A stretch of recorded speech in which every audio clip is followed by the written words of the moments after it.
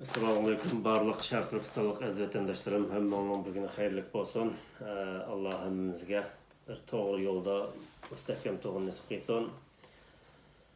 Va xalqimizningki, ya'ni o'rtoqlarimizning, oilamizning qutulishiga har birlarimizdan sababchi qilsin aziz vatandaşlar. Men sizlarga biz qilayotgan bu Şarq Türkiston xalq jamiyatininki inson haqlari da'vosi to'g'risida biroz tushuncha berish ve biretlik hizmetimizden doklad bir maqsadida bu kamerani ichiyotiman. Aziz vatandaşlar, bu aldığımız to'g'ini oxirgi etapninki xatlari 63 tane arz egasininki arzi bor. Bu bir etap silindi. Oxirgi etap bu shu 3 kundan yog'i men 2 mingdan ortiq arz xatga imza koyup tamam besip gezdim kardeşler. İnşallah poştunu salaman. Bana Şarq Türkiston Xalq Cemiyeti'ndeki a'zolarning bir haftalık hizmeti bu. Endi bu hafta biraz kardeşler tushuncha berish ve bu arz ishlariga bir moslashib berishingni umid qilib tavsiya qilish maqsadida bu videoni ishlatyapman. Aziz kardeşler, biz bu insan hakları davasını maqullatqanimiz şu Yalta kelishimida 2. Dünya urushidan keyin g'alaba qilgan davlatlar tarafidan tashkillanib, barliq davlatlar birdek qo'l qo'ygan bir xalqaro bir mezon kelishim bor. Yani xalqaro qonun bor. Bu qonunda inson haqlarini qo'g'dash degan bir modda bor. Bu moddada misol bugünkidek bizni xohlagancha qatlam qilib o'tish ism qo'yib, shunda bir masala duch kelgan chog'da odam uchiri bilan biz inson haqlari tashkilotlari bo'lsin, xalqarodagi boshqa davlatlar bo'lsin, arzimizni qilsak anglaydigan bir xalqaro bir qonun sistemi bor qardoshlar. Shu biz dal mush sistem bo'yicha qo'limizdan keladigan eng o'lchamli usul, qo'limizdan keladigan eng aqalli o'lchamli usulimiz bu qardoshlar. Bundan boshqa alohida nimamiz yo'q. Ben 3 yıldan beri şu adam davası kılan teşkilat ve cemiyet izlep cıqnım kıldık bu jarayonda. Başka bir yolumuz yok demekçi. Hem de biz nima uchun Şarq Türkiston Xalq Jamiyati ko'p yo'lliq arz yozyapti deganda biraz to'xtalaman va qarindoshlarimizga bu chaqda bir tushuncha beraman. Qarindoshlar, biz aslida şu xalqaro inson haqlari, yani Birleşken Devletler Teşkilatı, Avrupa İttifaqı'nınki inson haqlari komiteti ve xalqaro kechirim teşkilatı, Qizil Kirish jamiyati degandek, shunda xalqaro inson haqlari teşkilatları bilan arzimizni yazsaqmi bo'ladi. Bularmi o'zining sistemasi bo'yicha o'zlarininki qonuniy o'rni bilan Xitoyga odamlarning uchirini yo'llab, "Ma odam nada, bu odam qaysi turmada, hozir nima ish qilyapti? Sen 2017 tutib ekansan, yo 2016 tutib ekansan, bu odam nada" deb so'raydigan huquqi bor bularninki. Chunki biz bular arz yozdik, ash huquq bo'lganligi uchun bu bizga xuddi bizni Uyg'urlarning arz yozishini saqlab ketgandek yoki saqlab turgandek bir inkos javob berdi. Ya'ni o'zi imzo qo'yib, xalqaro cho'ng tashkilotlarning rahbarlari alohida pochtadan xatlabda topshirib oldik. Qaysi o'rinlardan kelgan o'rnini oshkorlamayman. Demak, bular Xitoyga, biz Xitoy hukumatiga yo'lladik, sizlarning uchiringlarni va munosabat o'rinlarga yo'lladik deb oxirida davomli bizningki tirishimizni, bu xizmatimizni qo'llaydiganligini bildirib qarindoshlar. Demek ki insan hakları boyunca yazsaklan bo'ldi. Biz hem insan haklarından başka, teşkilatlardan başka yana köplügen devletlerge. Ben hazır 70'ten artık devlet xatimiz ketip oldu. 70'ten artık devletki 180 o'rin var. Davamlı hem de hepsiga şu inşallah hayatlan bolsak, şu 2000 parçanın üstüde arz xatimiz bağlı. Demek orlar xat ketip oldu. Bu devletlerdeki misal bizimde devlet rehberleri davlat rahbarlari biraz gapimni bo'lib ketdi. Davlat rahbarlariga, ya'ni prezidentlarga, ministrlarga va muxolifatchi partiya, ya'ni davlat ichidagi misal Turkiyada ko'proq bizning qarindoshlarimiz bor. Misal har xil partiyalar bor, bir-birininki xatoligini, ojizligini izlab qarindoshlar. Demak, biz bu ko'p xil o'rinlarga yetishimiz maqsad davlat diplomatiya yo'li bo'yicha Xitoyga bu arz sunilib, bu odamni nada sen palon vaqt tutgan zamonda odamning javobini ber deb tashqi ishlar ministrligi orqali Xitoyga sunildi. Misal biz tashqi ishlar o'zimiz yozsak bo'ladi, lekin biz yozgan arziga xolis javob bermas qilish ehtimollik bor deb biz buni ko'p yo'lliq yozyapmiz, ya'ni ko'p ministrlarga, ko'p partiya boshlig'iga yozyapmiz. Demak, o'zidan o'xshash darajalik bir ministerlar yo'llasa tashqi ishlarga. Ya'ni bir nechasi yo'llagandan keyin bular cho'qim Xitoyga madam nada deb bu odamning javobini olib, o'zidan barobar ministerlar javob berishga majbur bo'ldi. Shun biz vatandoshlar buni ko'plagan o'rin yetishimiz sabab shu.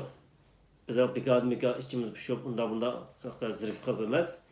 Çoxum davlatlarning diplomatiya yo'li orqali xalqaro inson haqlari tashkilotlarininki o'zininki talash Yalta qarornomasida e'lonlangan o'zining huquq doirasi, mas'uliyat doirasida Xitoyga bu arzini süyleydiganlığa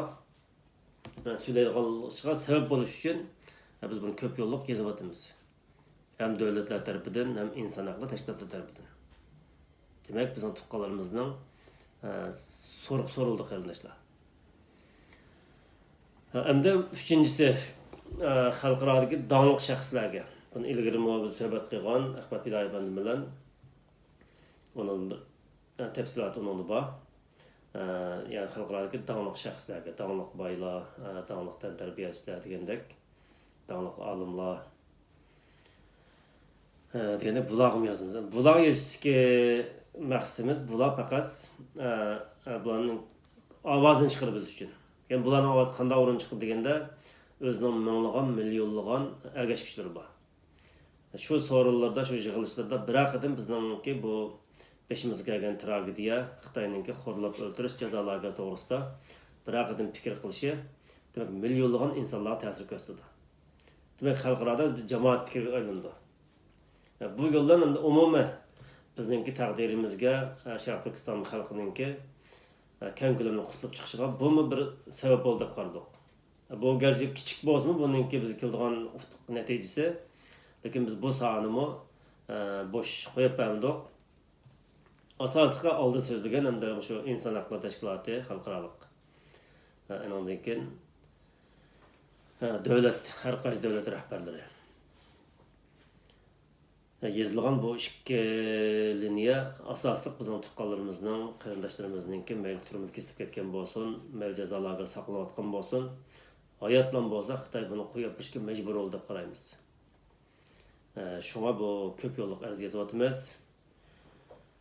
Aziz qarindoshlarimizninki shu naq maydon ko'rsatdim. Yana bir tartib qo'yay. Shu Sharq Turkistonlik Uyg'urlarning arzimi shu. Bilmə Uyğurun arz qarindoshlar, inson haqlari da'vosi. Shu uchiringlarni, keng ko'lamda birishinglarni va bizga moslash birishinglarni umid qilamiz.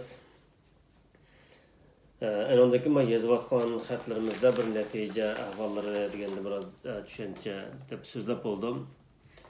Yana so'zlay, kichik qisqa bir tavsiya qilay. Misol ba'zi biz qabullaydigan musulmonlar yashaydigan davlatlarninki, yani Müslüman prensiplerinin bize cevabı geldi arkadaşlar. Aslında biz oylagan, yani bu küçük devlet yazsaklar mı, yazmasaklar mı deb cemiyetkilerden biraz fikirleştik. Ahırda yazını geç bulmasa, şular bir tarixqa bir şahit olsun, guvoh olsun deb yazgan. Qaytırıb esinmeydi. Afsus hiç qaysi bir devlet qaytırmadı. Aziz vatandaşlar. Hiç qaysi devlet Cumhuriyet'in içki işimizi aralashmaymiz demedi.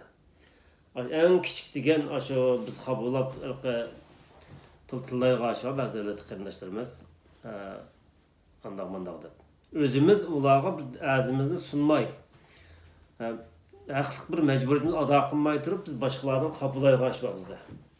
Bu illat nihoyat ig'ir bizda. Hozirim bor. Demak biz bular yozdik, bulardan shunda samimiy javob keldi. O davlatning ismini atamay, biz eng kichik xatimizni qaytarib turdi degan Arab davlatlari, ba'zi islom davlatlaridan javob keldi. Biz sizlarning haqqinglarda mecburiyetimizni çoxum ado qilamiz degan samimiy bir javob berishdik. İnşallah pat yaqinda buni bir suhbatda albomliq rasmlarni ko'rsatamiz.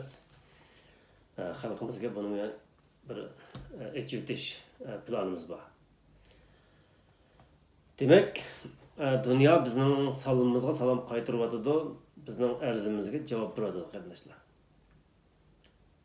Biz çoxum bunun cevabını alamiz, tashqi ishlar sunduq degan shu cho'ng davlatdan 4 davlatında ismini atmay eng birinchi javob berdi va tashqi ishlar sunduq degan javob ulardan keldi. Kichik davlatdan bu misol ba'zi musulmon davlatlardan asl degandek samimiy javob berishdik. Şoň az vatandaşlarımızninki bu videoni bir taqtib qo'yganlar ko'plab qarindoshlarimiz ota-onasi bilan tuqqanlar bilan ko'rishmaganlar cho'qim arzini bersin.